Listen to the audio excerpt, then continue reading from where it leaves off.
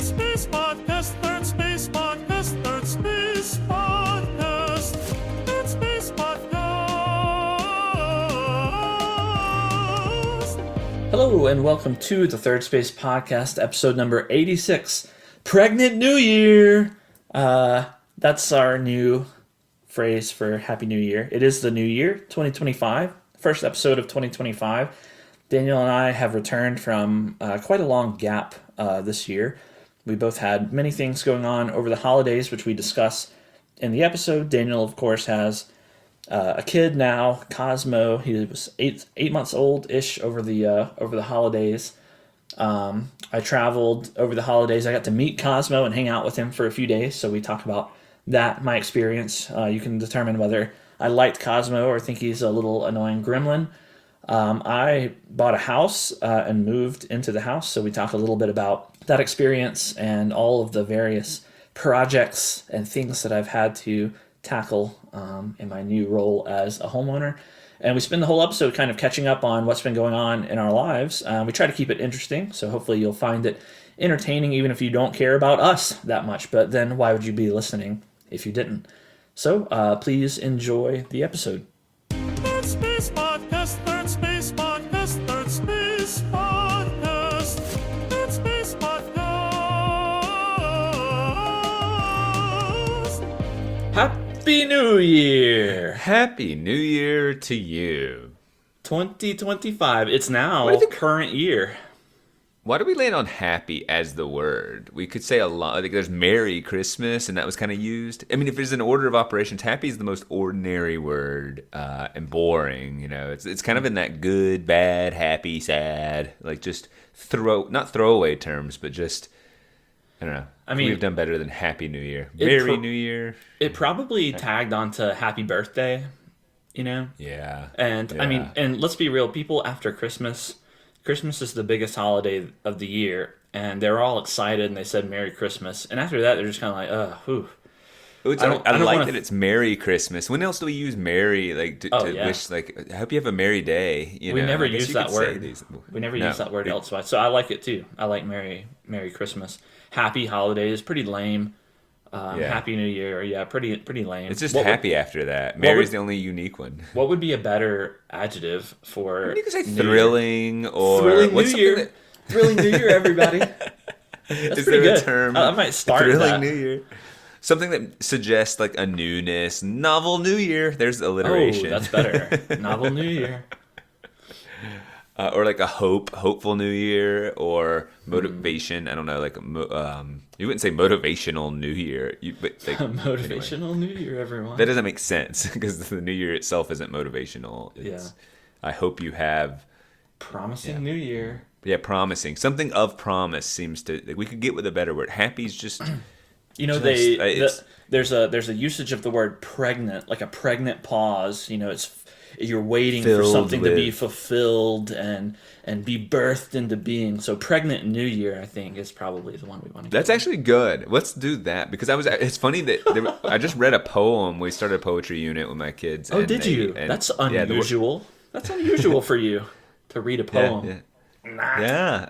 And the word pregnant was used in there in that sense of filled or waiting to be filled, or and they smirked. They read the word pregnant and interpreted it, child rearing child, and I just said, well, and I don't know why, but my mom was like, oh, you know that scene in Knocked Up, and they were like, what was this movie called? They have no, because the joke is she says to Seth Rogen, she says, I'm pregnant, and he goes, with emotion? Yeah, right. And so the word pregnant, just pregnant New Year. We're going with pregnant New Year. Yep. Speaking of children, you still have a child, do you not?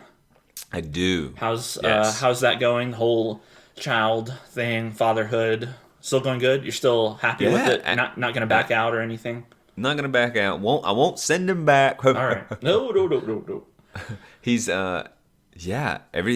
all signs are good. Like very, very zoomed in currently. He's maybe developing a cough, but that's boring. Yeah. Aside from that, like he's doing great. He's getting more curious. He's changing. I keep saying this over and over, but he changes so frequently, and he becomes, right now I would say he's becoming more acutely intentional, and that's fun. Like, he went from kind of batting at my face to now it's like, I want to grab your nose, or I want to hold this tooth.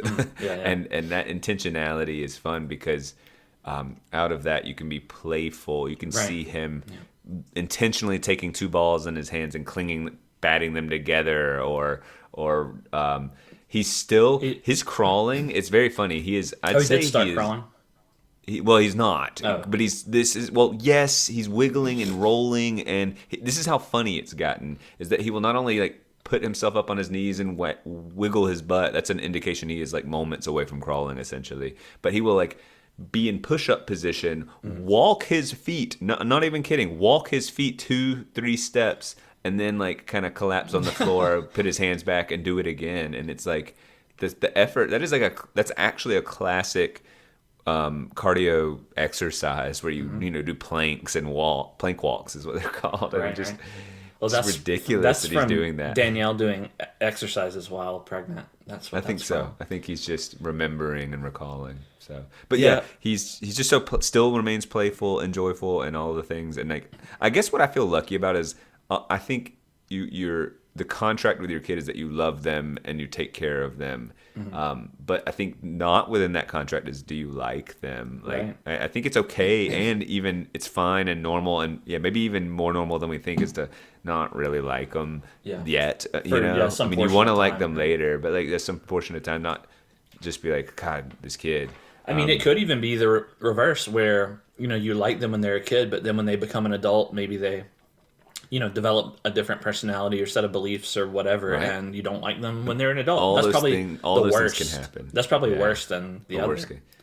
Well, right now I like him a lot, and I actually think, and I don't think it's bad parenting advice.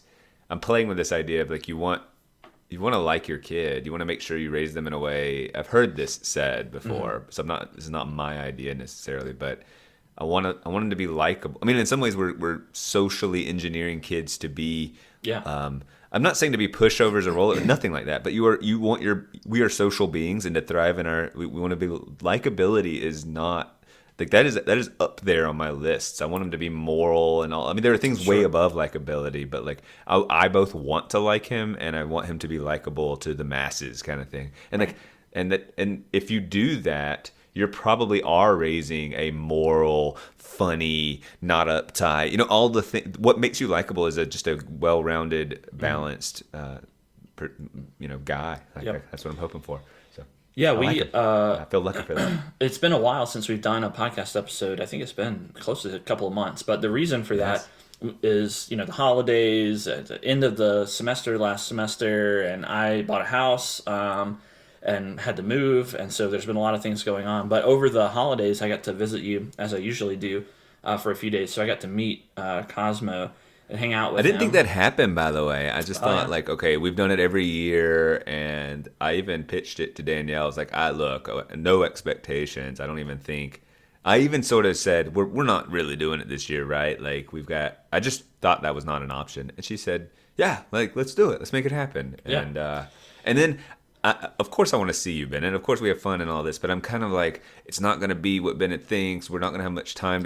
I kind of was like, for my own mental sake, was going, it's going to be kind of a pain. So I was not particularly, I don't want to just not hang out. I'm just like, these are two worlds colliding in a way that's massive, and Cosmo wins. Like, I'm going to go change his diaper and like take care of him, and we're instead of watching B movies, and you know what I mean. Like that's just how it's. So I thought like this won't be fun for you, which makes me uncomfortable as a host and all of that, and you as a non-kid having person. Like it's hard, even though you can conceptualize. I'm like, it's just all the time. So he's just gonna think we're gonna watch movies and hang out and chat. And I want to hear your experience, but I thought, yes, those things happen. He is intensive in terms of you got to just be there all the time. But I wasn't as stressed as I thought I was gonna be. I thought we got to chat and hang out both with him and while he was napping in a way that was different. We couldn't, we watched less B movies, for instance, but I thought it like worked way better than I was conceptualizing. So. Yeah, me too. I mean, I was preparing myself to be annoyed between 30 and 70% of the time. On the Yeah, trip, I just mean, because that's he was a baby. I mean, he was 8 months babies that old, can be annoying. Yeah. and babies, in my experience, which my experience is very limited. It's like them sitting behind me on an airplane, or like seeing a mom with a crying baby and having like I don't notice babies unless they're crying, and so my bias tends to be that, oh yeah, babies cry and are annoying. But And they do, and they are. and they do, and that does happen. But I will say, for the 3 or 4 days or however long it was that I was at your place, Cosmo, I think he cried maybe once, and that not for very long. He would make some noises and stuff, but they weren't. It wasn't distress. It was just, just making noises, and he was Right. mostly quiet and playful. And you could, I mean, one thing that I like about humans in general, and in fact, if a human doesn't have this trait, I don't like them. If I can't take some action, some premeditated action, and make them laugh or smile, then I don't. It's not a person that I'm going to want to be around and like. Right. And Right. It's just an exchange of goodwill and Yeah. humor and relaxed. Yeah. Yeah. Right. And Cosmo, even though he was only 8 months old, the way that you would make him laugh or smile is different. Like, it's not like, the people that I meet on the street or when I'm out and about, I don't, nom their stomach to make them laugh. But, Cosmo, that Not as tended, often, anyway. not as often, but with Cosmo, that tended to be a good strategy. And so, you just anytime you got tired of just seeing him sit there with a blank look on his face, looking around curiously, you could just go, "Rah, rah, rah, rah," and he would laugh. And so it's like, oh, cool, all right. Yeah. So it made him pretty dynamic to interact with. And with respect to our, the way our interaction changed, I don't think it changed, in a negative way. Like, we still got to watch B movies. We still got to walk around outside. We took a nice long walk. We got to talk plenty. And Cosmo just kind of tagged along for a lot of that. Or he was napping. I mean, he napped a lot. He took like 2 or 3 naps a day or something. And, that gave us plenty of time. And so I didn't even see it as that much of an inconvenience. It did make me understand a little better, the responsibilities involved with raising a young child. But maybe you might have actually done something very bad for me, because I came away from it going, oh, you know what? Raising kids, not that bad. Pretty easy, honestly. Like, I think I could do that. Like, that's just not, there was nothing that I saw that I thought, oh no, I really wouldn't want to do this. I don't think I could handle this. Nothing I saw was like that. So Yeah. Yeah. You know. And now you end up having a kid and going, "What the hell, Daniel? Yeah, what did you do? He'll be This is my kid would be crying all the time and like be having baby diarrhea everywhere or something, and like he would not laugh or smile. I would gnaw on his stomach and he would just cry, and then I'd actually say the first leave him outside the months when fire department. babies can't smell at first, and they can't even see that far in front of them, so they really are blobbish, and you're just like, why? The zero feedback is hard. Yeah. and strange. But I'll say a couple of things too about the trip is that I would give him, like, in terms of, those were like 4 days. He was pretty amazing overall. Like, he was about as, like, that is, you did get a snapshot. He is generally well behaved. Mm-hmm. I just think that, like, if in general he gets an A or an A minus in behavior daily, this is weird. I don't actually think this way about him, but I'm doing it for a second.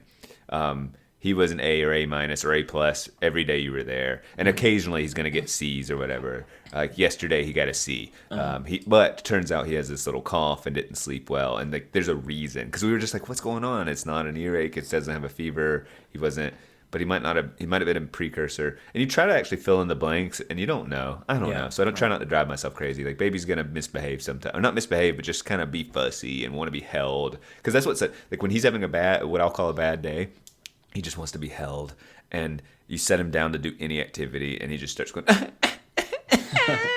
you're just like, I can't hold you for the 12-hour, like, oh my gosh. Right. So, and it looks like it's angling to be another fussy day. And so, but okay, so you got basically one of the best snapshots of 4 days you could get. And I actually was tickled. I didn't know. Again, I'm exaggerating things in my mind, trying to prepare for the worst visit, right? That I can't be the host I want to be, that you are not particularly fond of kids, and that you were true to this to some degree, but you surprised me a bit, like that you would just not. Like you don't change your personality much for your audience. You're like you are Bennett through and through, and that's just like that's core Bennett value. You're not a chameleon. You're not gonna like shift that much, and so that means inherently you're not designed for like, or you're not gonna be like the baby whisperer. You're not gonna be like this. But I would actually say both. You did change more than I expect. Change isn't the right word, but like the childlike whimsy of Bennett came out more than I expected, and Cosmo responded more than I expected. Because it's not like you went and like the second you saw him, like, oh, Yeah, Cosmo, or none of that. I can't stand that. I couldn't make myself do that. I shook his hand. And said, "Hello, Cosmo." Nice that to was meet actually the funniest, like, "Oh, hello, Cosmo. Nice to meet you" moment. But my thinking is, I've studied Cosmo, and when people don't, smile extra exaggerated or go, "Hey, my man," or not even baby voice, but just an exaggerated tone, like, and that gets him smiling and all of that. And knowing you wouldn't do that, I was like, okay, that there could be a potential feedback loop in a way that I don't want to happen. You're not going to smile brightly for him, and he's not going to back, and then it's just going to be. But that's not what happened. Like, I don't know. It just like the playfulness was there, and that surprised me in a really fun, good way. Yeah, I mean, I think that's probably the way all of the Goo Goo baby talk developed anyway, right? Is you see what gets a response, and you interact up to the point where you get a response. And babies don't respond to the subtle. They're learning the subtleties and the nuances in what a facial expression is, and so you have to exaggerate. Now, some of it I think is overboard.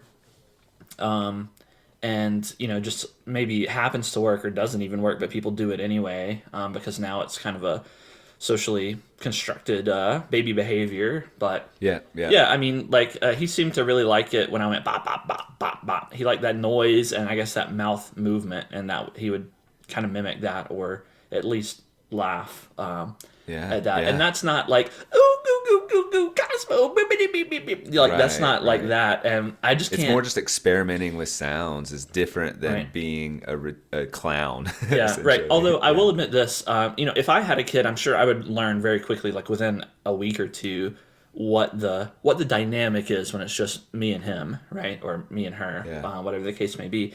But with Cosmo, I hadn't learned. I only spent a few days with Cosmo, and so there were times when Danielle would be at work, and you would go to the other room to do something, or you and Danielle would go to do laundry or whatever, and I had Cosmo, and it was just me and Cosmo, and like I could do the bop bop bop or nom on his stomach for a minute, but you can't do that for 15 minutes. Yes. And so I would just carry him around, and what do you do?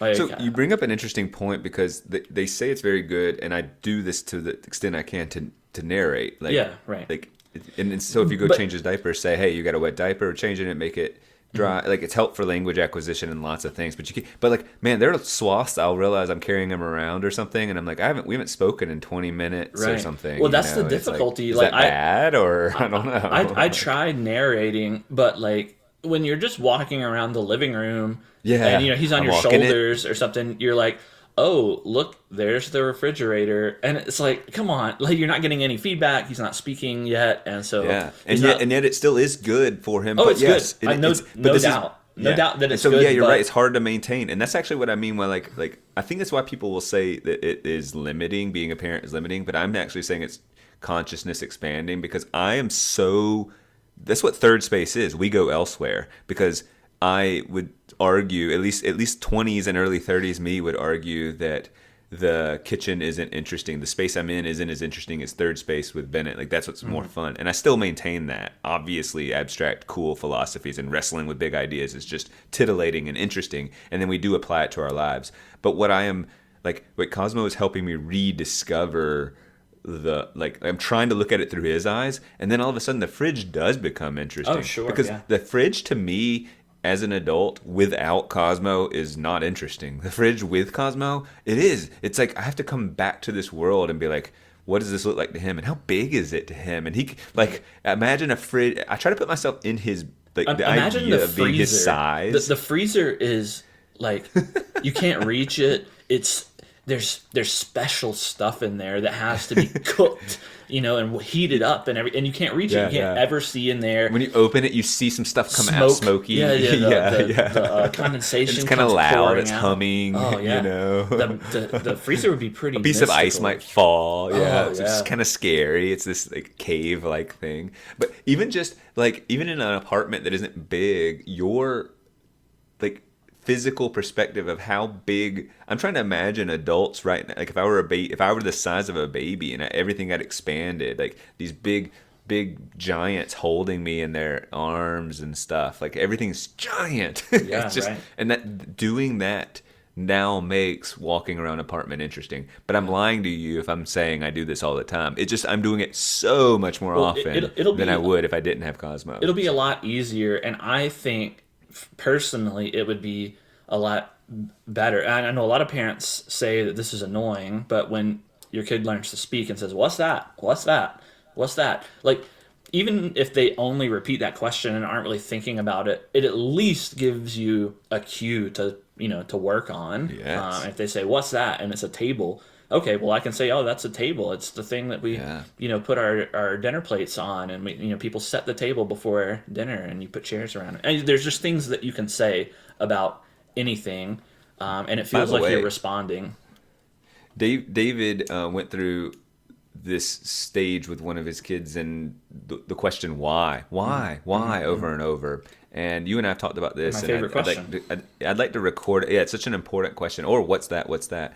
I'm thinking about having a rule about if that pattern falls into place. I think there's why, which is a good faith question, and then there's why, just the kid learning this makes the parent kind of have to stumble and explain, and then they're kind of, it's a power dynamic more than a sincere question. Any kid's going to do that, right? Why?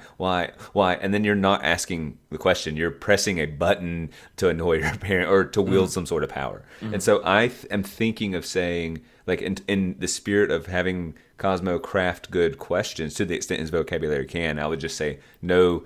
Like, your questions must be more than 2 words. But honestly, I want him to ask what's that. And if he actually is asking what's that, and I'm like, this is a table or this is a thing, like that's a sincere question, so no issue there. And asking why, sincerely why.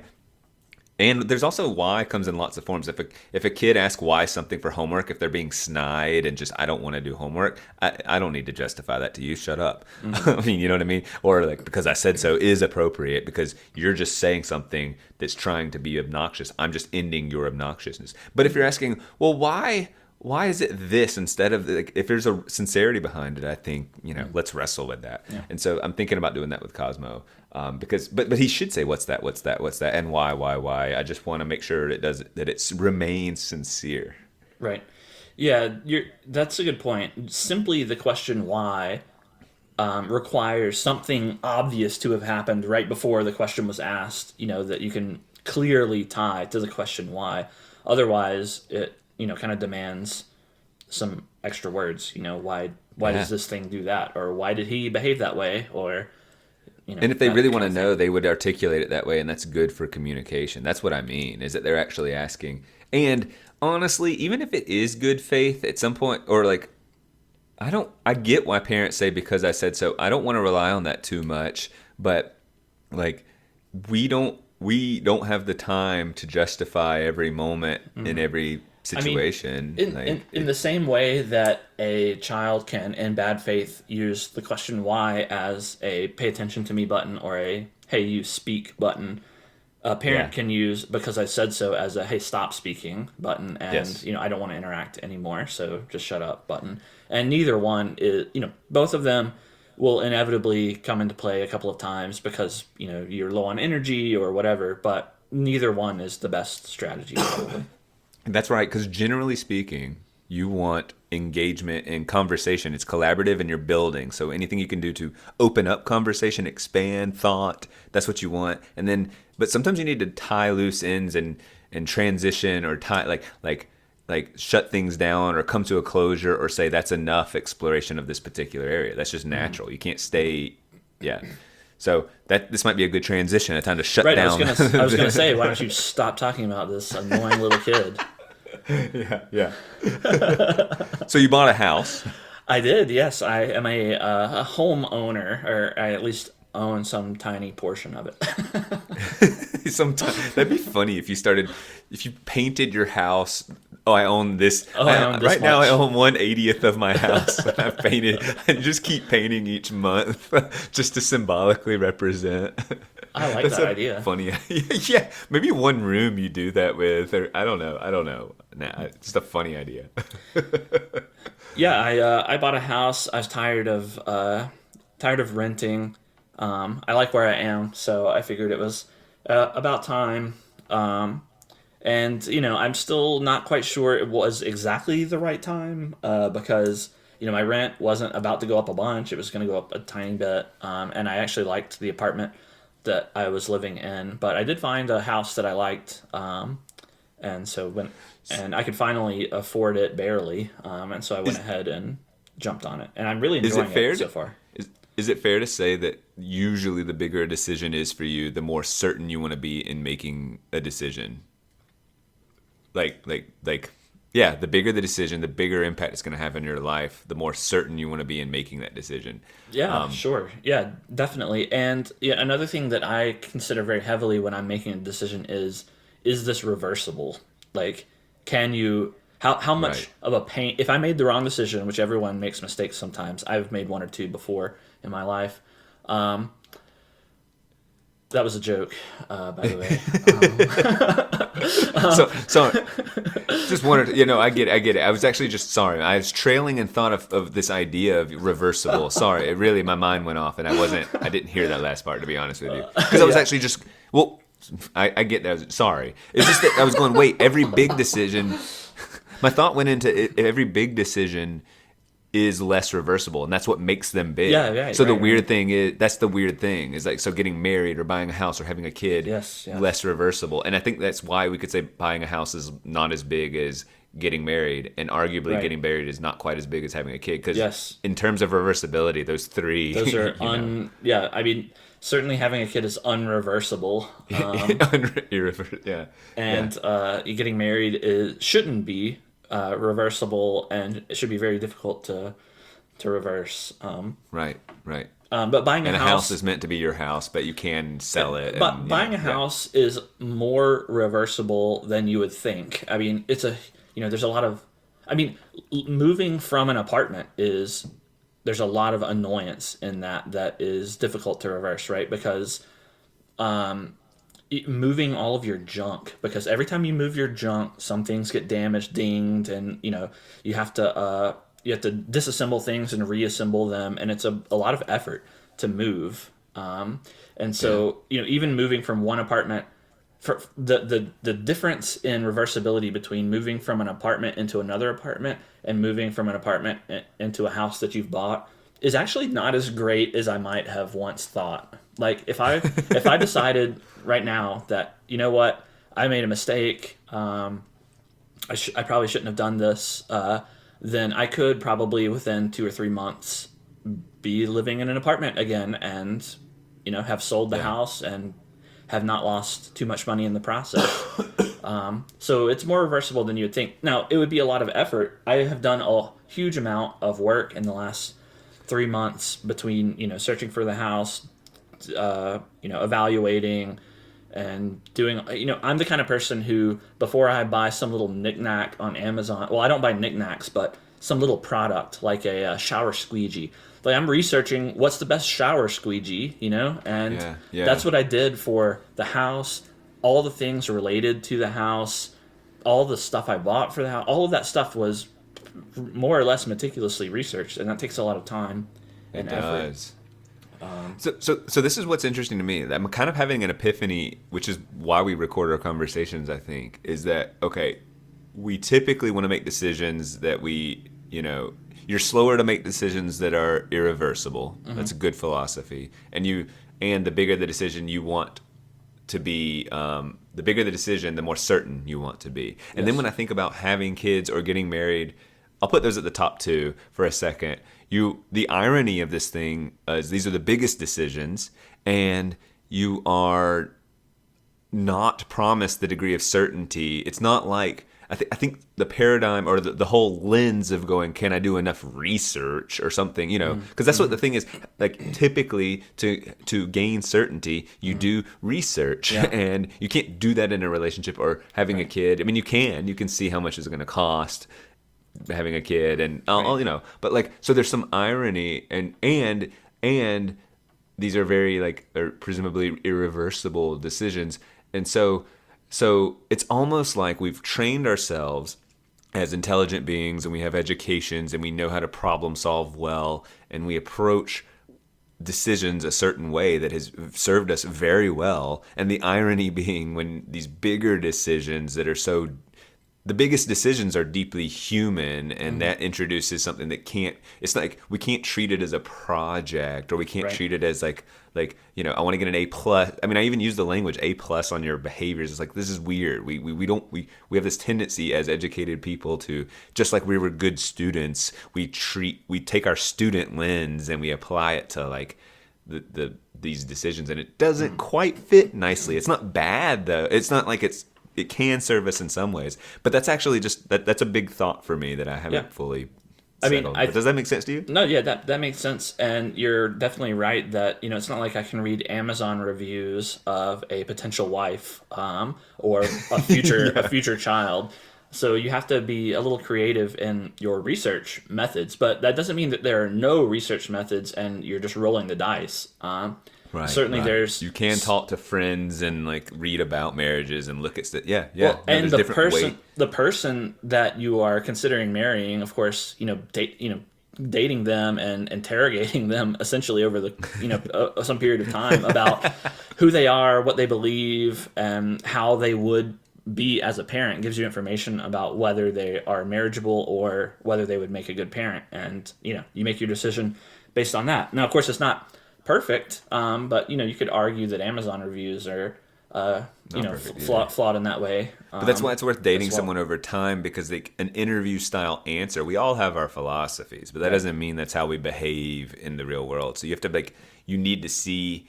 And this is just I guess we're in opinion territory, but as you're doing quote unquote research, you're you need to see your partner when they're mad, and not just frustrated, but like when they've kind of lost their temper. It's useful because you're going to have that experience. So you might as well see do they behave in a way that still maintains dignity and respect, or even if they do a little something disrespectful, because no one's perfect.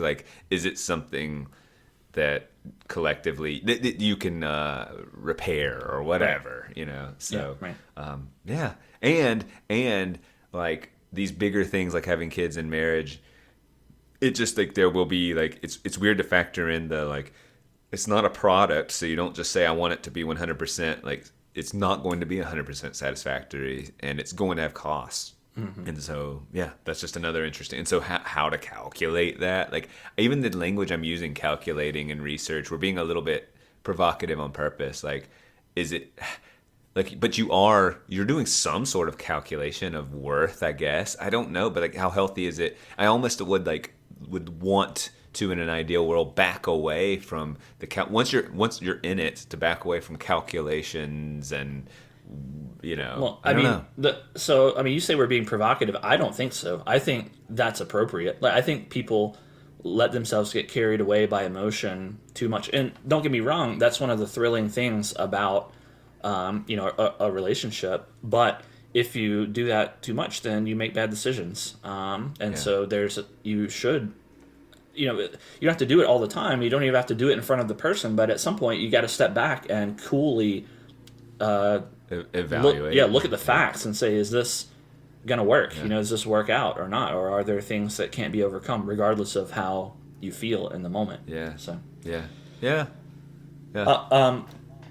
I will say, back on the topic of the house, I have become quite a Renaissance man. I feel like I have embarked upon new fields of just manliness and just pretty pretty awesome at this point. Like I had to install a water softener. Tell me about that. Yeah, I knew you were And- doing that, and it was going to be a lot of money, and you're like, wait, can I do this kind of thing? Look up some YouTube videos, classic Yeah. stuff, and you're like, you know what? I think I'm going to give this a shot. Yeah, Go right. for it. Tell me.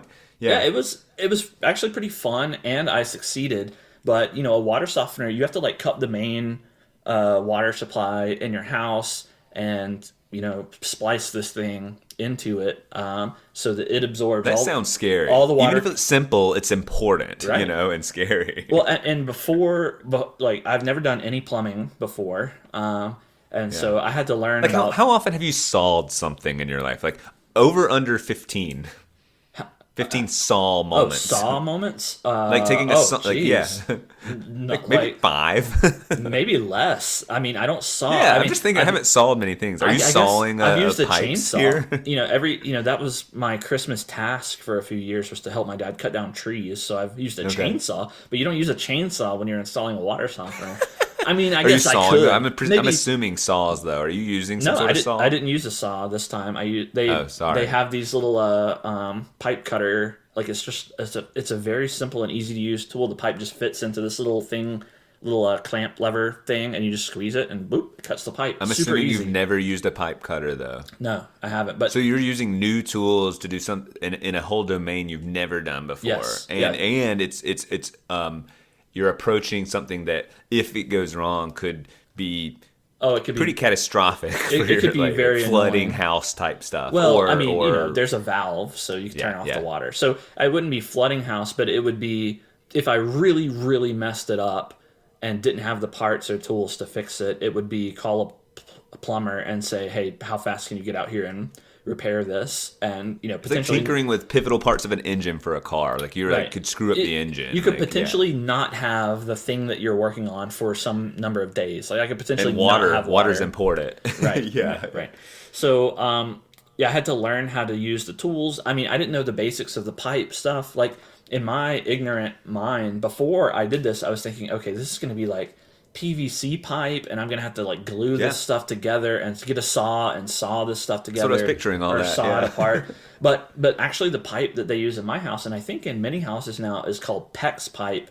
I don't know how new it is, but it's a bendable kind of different pipe, and you can use these little clipper things to cut it.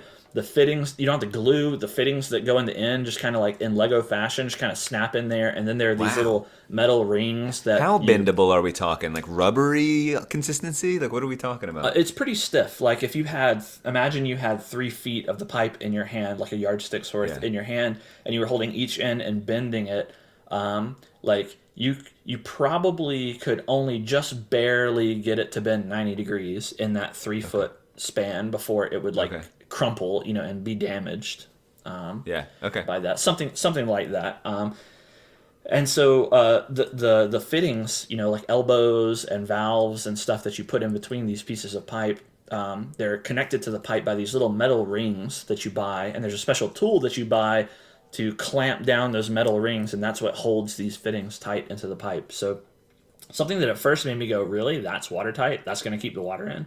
But then, after you see it done and you see how they're used, you're like, oh, I guess that works. And it's surprisingly straightforward to do. And, so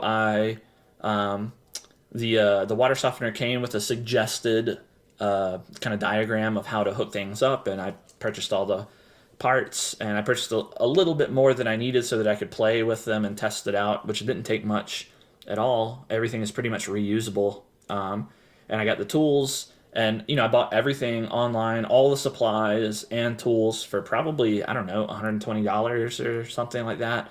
Wow. And Okay. and then installed it in 1 day, 1.5 days, we'll call it. How many hours of work? Give me that. It's because you're not working for, Probably 36 hours. Probably 8 hours total. Okay. Yeah. I worked pretty much all day on 1 day, taking breaks for lunch and so on. If you were to do it again, now that you know exactly what you're doing, how long would it take you? It would still take a estimate? few hours. There's a lot of little things that you have to do, but I could probably knock a couple hours off of that. Did it go? But it went smoothly overall, not Yeah. giant setbacks of oh no, I got to go get more pipe or No, like I I gotta didn't. like. Well, I didn't have to go back. I had everything that I needed. I did have a leak afterwards in one portion of the pipe. It wasn't a big leak, but I thought, well, you don't want any leaks, and so I had Right. to cut that pipe, remove that stuff, and that took almost an hour because it was wedged on there real tight, and you had to cut those metal rings, which ended up being really hard. And I replaced it, and then it leaked on both ends after I replaced Oh it. no, So, that's frustrating. but it was Yeah, only yeah. it was only one drop every few seconds, and so at least I was just like, it's fine, and I haven't bothered to go back and fix it yet. I may or may not. Like, it's such a slow leak that it will, and the water softener has a big bin that you put the salt in, salt and water in, and so I just put the bin under the leak, and now I don't have to do anything. The leak just leaks into the bin, and it's not gonna damage anything. I'm curious. I'm also curious. Like, do you understand why it leaked versus like the clamp placement, that kind of stuff? Like, I Yeah. imagine that's something it's difficult to discern. Well, both of the leaks occur on threaded joints, and I did put plumber's tape around the threads, which is what you're supposed to do, and it still leaks. So I don't know.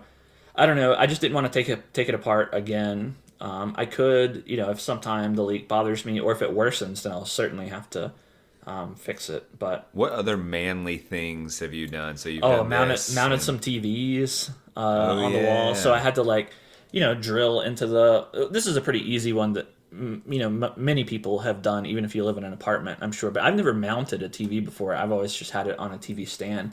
So drilling into measuring the studs, using the stud finder to find the stud. And of course, you point it at yourself and let it beep for a second. It's if you have anyone around, you make that classic joke. And then drilling into the studs and measuring for the mount and putting the TV up and everything. And that was relatively straightforward, except my for one of the TV mounts, my stud spacing was 24 inches and my mount was only a 16-inch spacing, and so I had to get a little creative and go get some 2x4s and put them up on the walls. Does that mean standard tends to be 16 and your house does 24 because you're being super cheap and it's a cheap ass house? Is that what you're telling me? I believe, and I could be wrong on this, but I believe exterior walls, they sometimes or often do at a 24-inch spacing, and interior walls they do at 16-inch spacing. And this Gotcha, was an okay. exterior wall, so. So you see, even that you're like learning. So this actually Yeah, reminds right. me of this consciousness expanding idea. You take on different roles and you end up assuming and expanding on identities.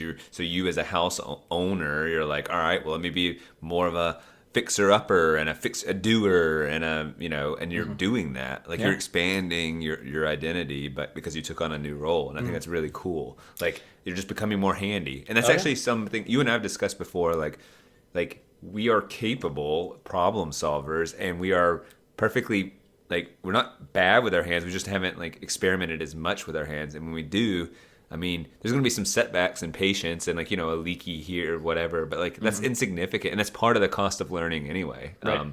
So I love hearing. It's I great. don't know. It's I really did that. exciting I had to hear to you doing different stuff. I had to shovel the snow out of the driveway, which sucked. I've been curious about that. Is there any investment you can make? Whether it's just of course you can salt. Did you salt it? I Or didn't is it salt worth it. it? I don't know. Can you? And then you wouldn't have to shovel. I'm being kind of lazy about the drive. The problem is when I got back home, I already had 10 inches of snow piled up over the entire driveway, Yeah. and Yeah, it was yeah. frozen because it had been I'd been away from home for days, and so it was basically impossible to get it shoveled down to the. And when you drive over it, it compresses it, so. It was really hard, and Ugh. I was just being a baby about it, and so I shoveled it really kind of in a half-assed fashion. Didn't even shovel the sidewalk, and my neighbors both have theirs pristinely shoveled, and then they shoveled the sidewalk to my property, and so my property looks kind of laughable with this giant pile of snow on the sidewalk yeah. and driveway. And then I went and tried to make it better, but man, it is really a lot of work.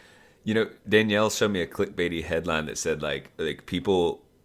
Especially when you're not from, or if it snows a lot in say North Carolina or something, where you don't typically get a lot of snow. Like people have heart attacks while shoveling driveways specifically, and it's part of maybe partially being out of shape, but it's that sort of intense labor and heating up while you're out in the cold. And I don't know, you probably could understand the science better, but you don't have to be this old man to like young people who are just in normal shape, like in their 20s or 30s, going out and shoveling and having heart attacks. And it's like, that sounds crazy to me. I'm just going to leave it snowy now that I hear that.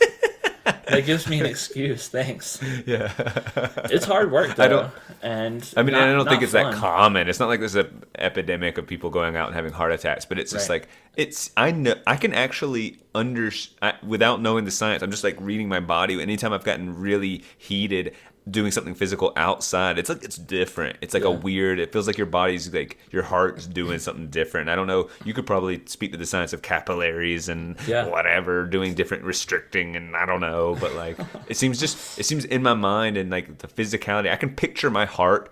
Like, it seems to me working outside in the cold, I'm feeling my heart beat harder than, under normal cardio strain like that. So I don't know how much of that is true, but if I were you, I'd be thinking long, sorry, I'm changing a little bit, but like to me, like, are there any investments, this set it and forget it? You and I have that sort of set it and forget it philosophy, particularly now that you're going to have a yard to deal with, and thinking of rock landscaping or plants that just live easily but aren't delicate, and things that, and like it just seems to me that if there was some sort of reasonable investment in a driveway that like just didn't collect snow, or I don't know. You can get heated driveways that will melt the snow for you. That sounds expensive. Very expensive. You can get a snowblower, which is a cool machine that you push like a lawnmower. Easy and reasonable, right. And really? You push it like a lawnmower, and it just kicks it out to the side and blows it out the side. So pretty cool, but I think they're a few $100s for that. My thoughts just for your driveway. It's like, nah, whatever. Right. My thoughts right now, my driveway is not very large. It takes me to shovel crappily. The whole thing and the sidewalk takes me, 35 minutes. So it's not that bad. It is some exercise. I need exercise. So at least for now, I'm not going to bother with it. And to be honest, I don't care if my neighbors think I don't care if they look at it with a little side eye and go like, ugh, hey, Bennett, not shoveling the driveway again. Or the FedEx guy or whatever, gives me a little side eye. As long as he delivers my package and doesn't drop it on the ground or something, then it doesn't bother me. It's just going to melt anyway. And, maybe next year I can catch it right after it snows. Because it's really easy to shovel right after it snows. But after it, after you drive over it or after it freezes, it's really difficult. I think you totally get a pass for, like, you've barely owned the home and you don't have any, like, of course you get a pass. It'd be next year that you get side-eye kind of thing. That's what I think. Yeah, I think so, too. So I'm not concerned about it.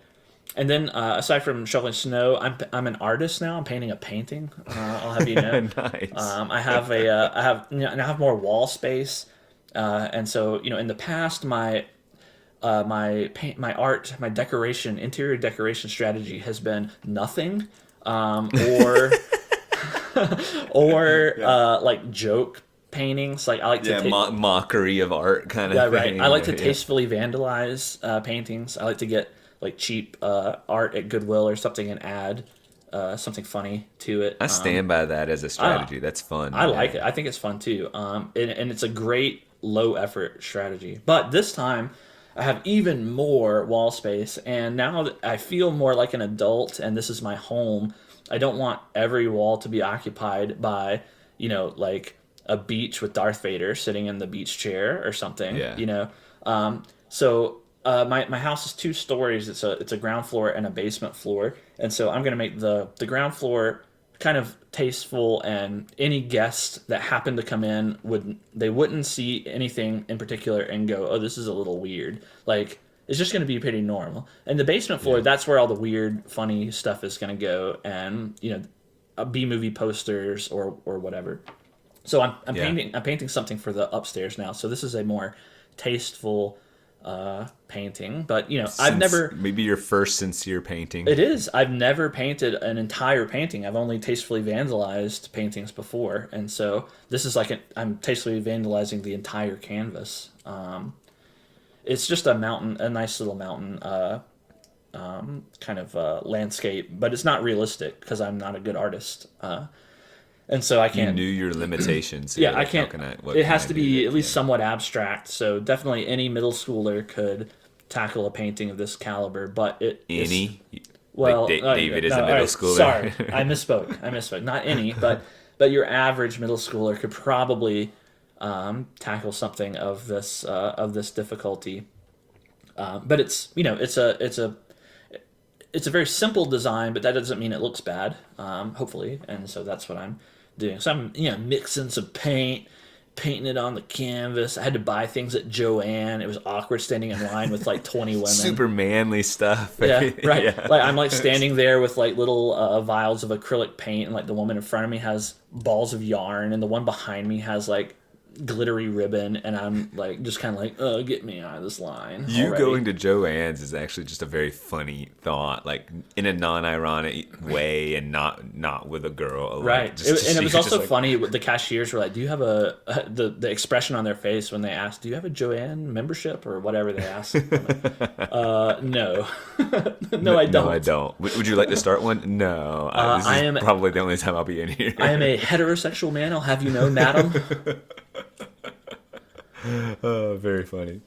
But like, actually, like when you think about all the all the things you're doing, it's eclectic. Like, I mean, yes, it's all around home ownership, but like I've been putting up art blinds. and plumbing Put- and yeah, TV put- stuff, blinds. I had to put yeah. up a bunch of blinds, drilling into the thing, and And you probably did the screwing them in research there. for the blinds. What Yeah. kind of blinds? You know, I didn't know all this anything stuff, about too. blinds before this, so And all of it, because it's immediate, because you're going to be ordering it, it's interesting, right? Like, Yeah. Like, because okay, so that's back to the point. Like, you and I are very capable of imagining experiences, probably with accuracy. When I talk to you about the size of being a child and what it's like to walk around, and you just went through the experience with Cosmo, so you are intellectually absolutely capable of imagining parenthood. But the difference between even accurately imagining an experience and actually going through and going through a sample experience like you did versus like living it is really just the frequency with which it demands to be like right in front of you. Like Right. it's real and the costs are real and it doesn't go away. Right. And so and like you're I can- because it's in front of you and because it's immediate, your motivations have a greater magnitude. Like, Yes. like I could think in the abstract about blinds and maybe get myself into being interested in them for a small duration of time, and my interest level would be, I could reach 60% maybe if I try really hard. But when they're your blinds and they're, keeping people from spying on your naked body, like, then it's more immediate and it has to match the stuff in your house, like, and you're purchasing them with your money. The magnitude of your interest is much greater. And I imagine it's the same with Cosmo. Like, you're my friend, so my interest in Cosmo is greater than it would be for just a random child. Right. But your interest in Cosmo is significantly greater than even mine is because it's immediate. Right. You're the one taking care of him, and his future behavior depends on your behavior now, the way Yes. you interact with him now. And because it's new to me, so like when he has this cough, it's actually got a little rattle in the chest. You can but he seems perfectly happy, no fever. So there's some mental taxation on note this, see if it gets worse. Where is he at now? At what point do you go to the doctor? Especially when it's new. I can't, like I said, if we had lots of kids and gone through this 100 times, you could just kind of Right. rest on. We already have an idea, but we're calibrating. Right. Well, that brings me. I just had this thought while we were talking, and I'll circle us back around to talking about Cosmo, I suppose. But I don't remember when I was a kid. I certainly don't remember when I was 8 months old, and I don't really remember when I was up. I don't really remember how my dad behaved in detail, except for little bitty snapshots here and there. I don't know, for most of my childhood and even adolescence, like, Right. I remember the broad strokes, but not the little detailed moments. And so were I to become a father, I would not really be able to rely on my own firsthand experience from when I was a child. Like, here's an analogy. Right. If I were to, for some reason, be dropped into the teaching profession, I had to be a teacher, I could do it because I remember being a student and I've observed teachers and I can mimic their behaviors and I understand the purpose intellectually and so on. And so, could I be a teacher of promise? like you, probably not, but I could be a sufficient teacher. I could perform a Yes. substitute teacher for a day if I was just dropped in there.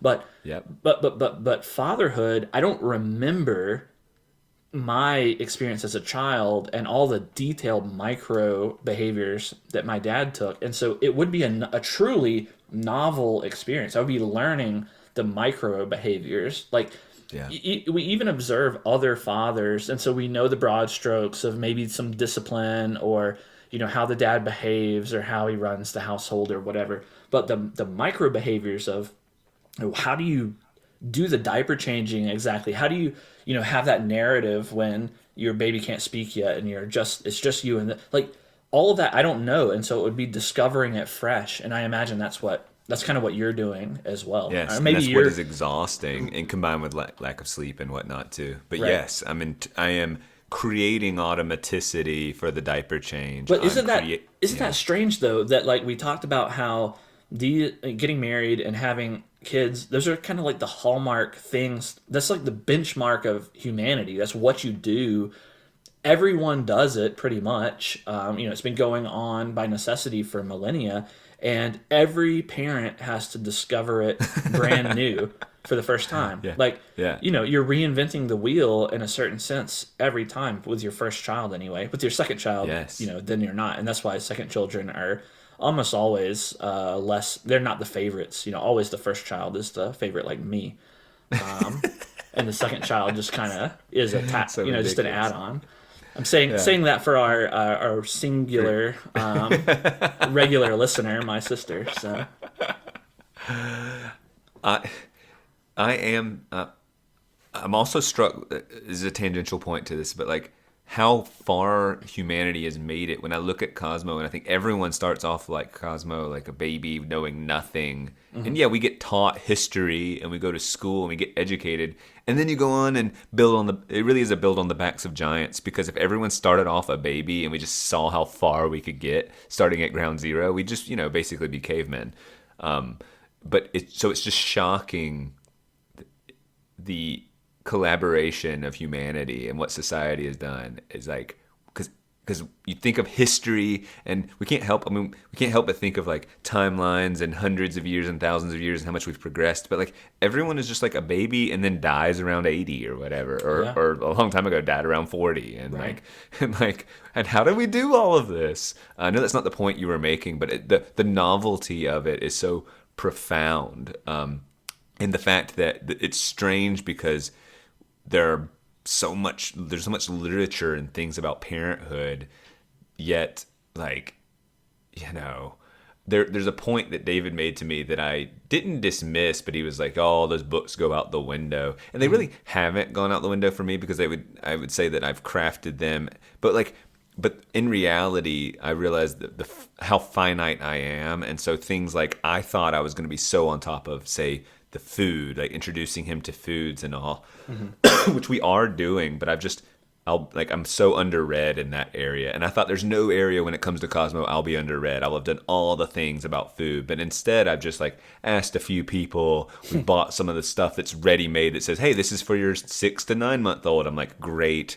Buy it off the shelf, like, and we just haven't had. And so what I'll say, back to like any surprises, it's like, I am there for Cosmo. I am dedicated to the anti-screen thing. I'm not relenting on some of my core values, but I thought food would be more important to me, and because it's so, nutrition is a big deal and how he views it. But instead it's just been like, back to like kind of survival mode, and like, okay, we've got these pouches that are approved. I'm just kind of relying on a few people I've talked to and what's on the shelves by grocery stores and whatnot. So, so I didn't do my deep research or anything and come to a good solution. So like I've underserved him there, I guess, but I might have come to a similar conclusion anyway. I don't know, but I just had to take a shortcut there. I want to. I don't want to do it in this episode because we're basically at the end of our episode. But I want to question you about your screen philosophy, because when I was with you and Cosmo, that was very apparent. Like how you treated him and the TV and whatever might happen to have been on the TV, if anything, or your little Google spy device or your Yeah. phones, all of that stuff. All of that stuff you kind of shielded from. You put him in between the couch and you put a pillow up so he couldn't see the TV at one time. And I thought it was very striking to me. And I want to ask about your reasons and what counts as good screen versus bad screen and so on. And I want to know. I want to follow up in a year or 2 years and see how you're sticking to it, because I don't want to. I'm sure that if you really set your mind to something and you're dedicated, then you'll stick to it. But it seems like that's going to be really, really insanely difficult to stick to. Well, screens inundate our lives, Exactly. right? And I don't actually want to turn it into the great demon and turn it into something it's not, because I don't. Well, I actually want. Yeah. It's also it's not only difficult because we're inundated by screens, but because there's the potential for hypocrisy, right? Because I'm looking at a screen right now as we're doing our podcast. We have phones in our pockets. We have every time I feed him, I pull out the screen to record it, and he looks at me. You know? Right. And like you turn on your vehicle and you have the screen there for your navigation. There's screens all over the place. And so getting through to a simplistic child mind, screens are bad, that's not a true statement. And the child will very quickly pick up on the fact that screens they can't be bad because dad uses a screen all the time. So that nuance is. And ultimately, I don't even think screens are bad. I understand. Actually, that's what I want to dig down on is what is your principle there? What's your principle? What are my principles? And how will you communicate that principle to Cosmo so that he understands and obeys and matures enough to eventually not need the rule so much, and not create the forbidden fruit phenomenon too, right? Well, because I thought about that in relation to like my childhood. I had a Super Nintendo, and I played a lot of video games, but it wasn't an unhealthy relationship with video games. And my parents never said to me, "No video games after 7 p.m." or whatever, which is a common restriction that parents put on their kids with respect to video games. And I ended up. I guess you could argue that I ended up with an unhealthy relationship for video games because I still play video games. But, I'm not addicted to them. They don't infringe upon my life. And so, it's just a hobby that I have. And so, but there are other kids where video games was the forbidden fruit or were the forbidden fruit, and they were taboo and they were shut off at a particular hour or not allowed at all. And I don't know, that's interesting to me. I guess if I was a parent, it would be really difficult for me to decide what gets put off limits and what doesn't, and when and how to do that. So very interested in your handling of the screens. Yes, and I have a sound philosophy, and then maybe that could be even a segment of like talking about that, and like you could come up with, or I can come up with, I'm sure it would evolve naturally, of like age and like kind of a use case or case study scenario. Right? Imagine this. What do you think? Yeah. And because mine is not as concrete of screen equals bad, get it away. It really isn't. It's just de-emphasizing screens fundamentally, and I can justify why. But we've talked about screens a lot. We've talked about both on the podcast and off of the podcast the influence of social media and the internet. We've talked about all of that stuff, and I'm on board with everything. But even so, I thought that some moments were a little more extreme than I expected. Your handling of the screens, and maybe they were just one-off instances or something, but I was struck by it. It was enough to make me go, "Oh wow, Daniel's taking this seriously and behaving in a way that slightly interrupts the natural flow of things." And I noticed that and was like, "Huh, interesting. I want to know more about why." Because anything that interrupts the natural flow, you have to have a sufficient reason for it, justification, and that's what I want to understand. So topic, we introduce the topic, maybe we can do that next time or another time and dig into it, but I'm very curious about that. Perfect. But I'm tired of talking to you at this point, so tired. I'm going to go eat a steak. Yeah, well, just grill a manly steak on my grill. And look at your manly art. I'll I still have to paint a little more of it. It's not done yet, but I'm getting close. Well, in conclusion, Pregnant New Year! Pregnant New Year, 2025, current year. Do, do, do, do, do, do. Bye.